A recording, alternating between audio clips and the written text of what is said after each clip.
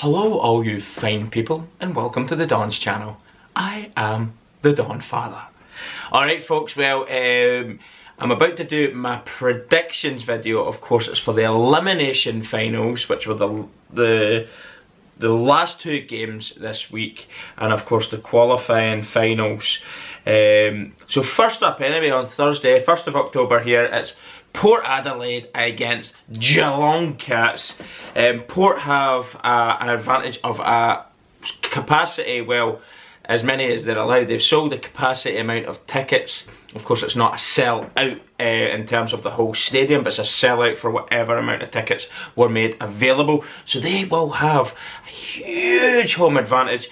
Did see not so long ago there when Port were playing at home at the Adelaide Oval, the place was rocking and there was only about 10,000 in it at the time, and you heard the noise that was being generated from that ground. Everybody knows how passionate Port fans are, so I'm sure this one will be a very, very special occasion indeed on Thursday. Of course both teams, no matter who loses, do get another bite of the cherry, but this is a predictions video, so I'm predicting the winner. Now, let me see. I haven't actually thought about it in great detail, and this one is so hard. There's only one that I think I'll call pretty confidently that out of these four games. I'm going to go with the fact that it is a home game. The place will be rocking. They've been sensational in 2020. Their 150th year anniversary. Geelong, you cannot write this team off. Excellent team. Of course, Port do struggle at the best of times against Geelong. All that being said, I am going to go with a home win for Port. There you have it. I'm not going to go into too much detail on it. Port win. Second game up then, again another qualifying final. This one is on Friday the 2nd of October. Brisbane Lions at the Gabba in Queensland against last year's reigning premiers, 2019 champions, of course, Richmond Tigers, who were sensational in last year's final against GWS Giants. Absolutely destroyed them, steamrolled them pretty much from start to finish in that game. It was just it was a complete schooling. That's what it was.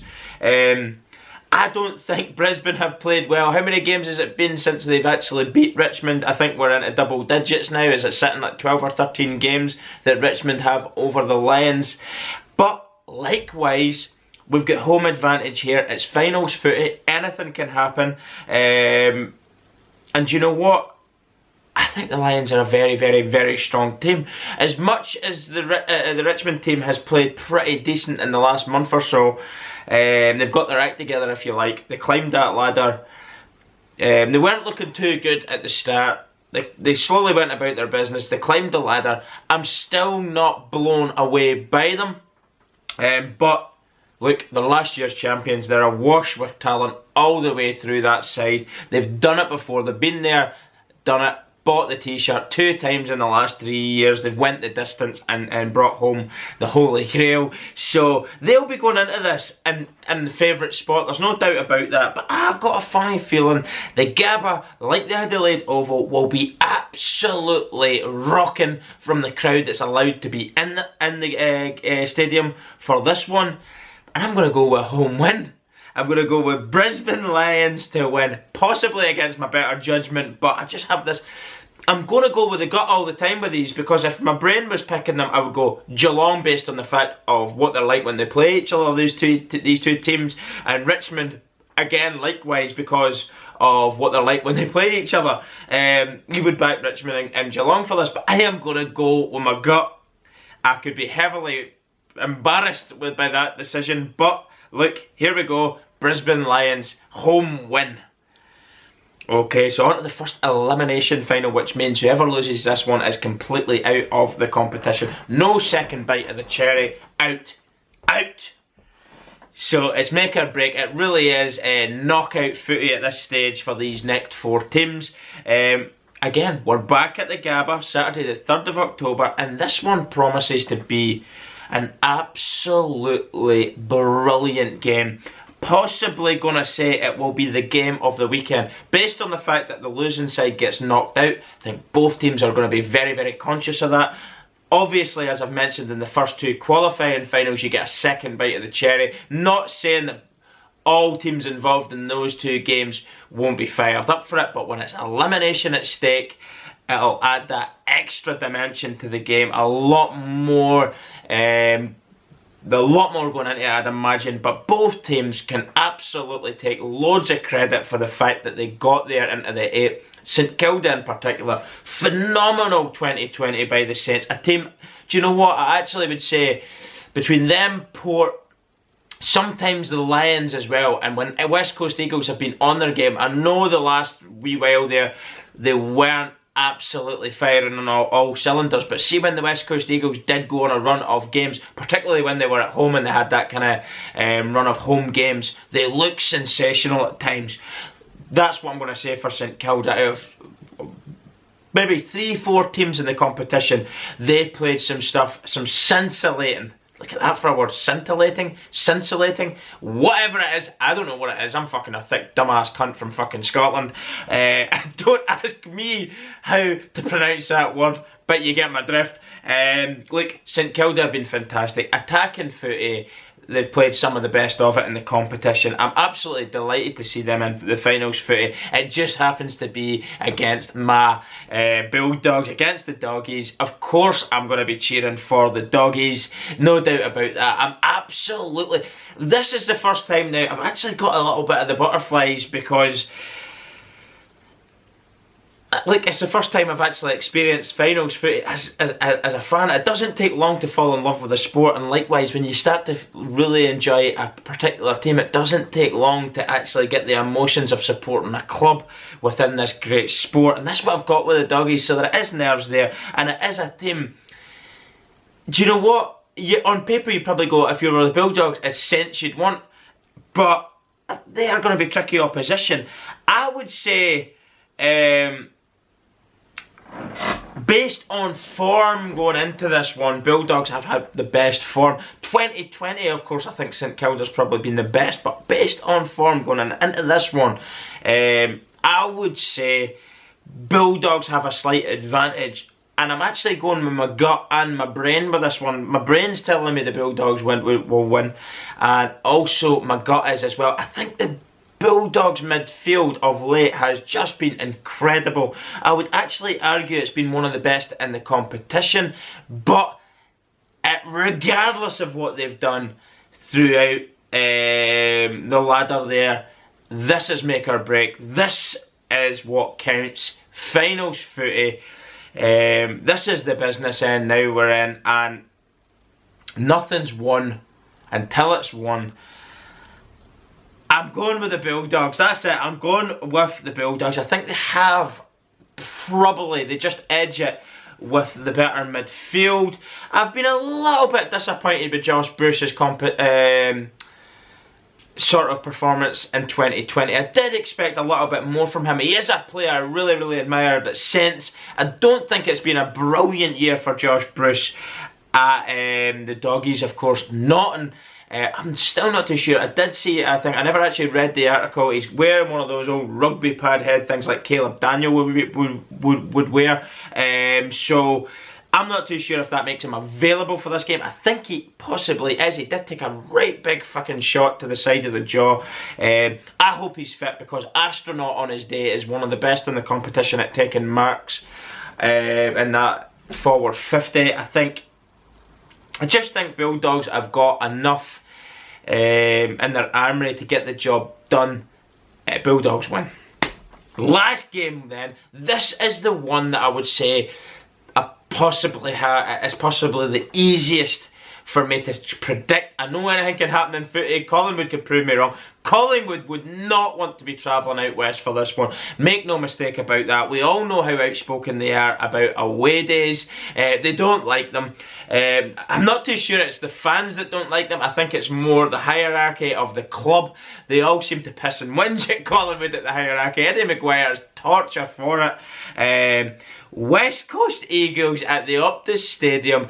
playing finals footy against Collingwood. Yes, I have made a little bit of a comment earlier on. I alluded to the fact that they've maybe not been as convincing of late West Coast Eagles as what they were when they played a straight run of games at home. But when they were at home, they were the best team in the competition at that point when they were playing that run of home games. They were frightening. They think they smashed teams left, right and centre. It was 7 or 8 wins in a row at some point or other for the West Coast Eagles there, and they're back home again now. Look, they've got the home crowd advantage again, as I mentioned, with Port and the Brisbane Lions, and it will help. There's no doubt about that. It will help. Even if it was an empty Optus, I think Collingwood would struggle with this away fixture anyway.